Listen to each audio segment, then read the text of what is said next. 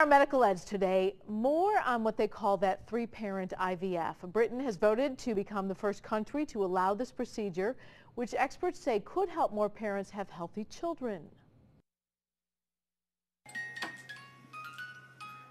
When we first met up with Amy and Nick Dion a few months ago, they were grateful to a medical team led by Dr. Glen Hofmann. He's a reproductive endocrinologist who specializes in fertility. He helped them have their little baby, Abigail. We had a tough time having Abby, that's for sure. Abigail was born after the Dions had traditional in vitro fertilization, or IVF. It's a process by which eggs and sperm are mixed in a lab for fertilization and implanted back into the mother's body. A perfect pairing of mom and dad.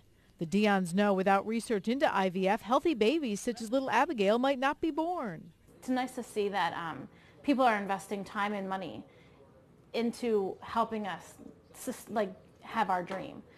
Three-parent IVF takes the traditional IVF one step further. Babies born with three-parent IVF have genetically modified embryos with DNA from a mother, father, and female donor.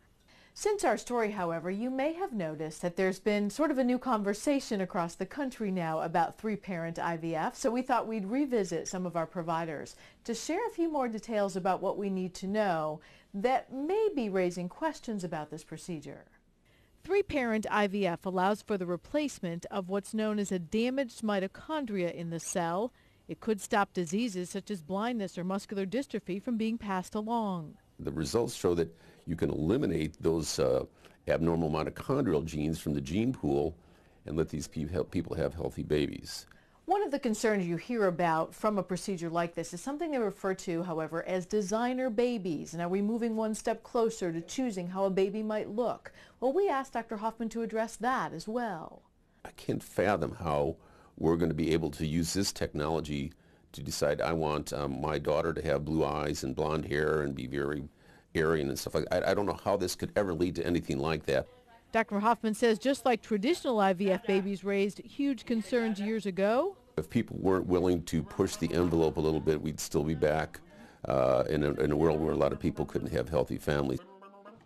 Now, Hofmann points out we already do have techniques that are legal if you really want to design a baby, yeah. So that's not a reason to push this aside. He says really until we know long term what it can do, and that's what happened with IVF babies, we won't know all the concerns. Other thing is this is going to be really pricey. It's not going to like everybody's going to do it. $6,000 to $10,000 right now is the average cost for IVF. Some insurances will help you pay, most won't. This could be 4 times that. Yeah. I mean, you've got a lot to consider in that. But will the baby, with the couple wanting the baby, the third person coming in, could the baby look like that third person, or is it just replacing bad genes? The baby will have some of that person's genetic makeup, whatever that is. So, but where this started was in older moms, you couldn't use any of their genetic makeup at all. So you could only use a younger mom's donation. Yeah. So it allowed to use part of an older mom, part of a younger mom, and a father. So that at least, you know, if I wanted to have a baby at 39, I could do that and still have part of my makeup. So what it was trying to do was give that option that both mother and father could be part of it, even if you needed certain parts that the mother couldn't have. I'm glad you get it all. Okay. I do. Thank you. You know, it is fascinating, but I've been working on it for a while. Thank you.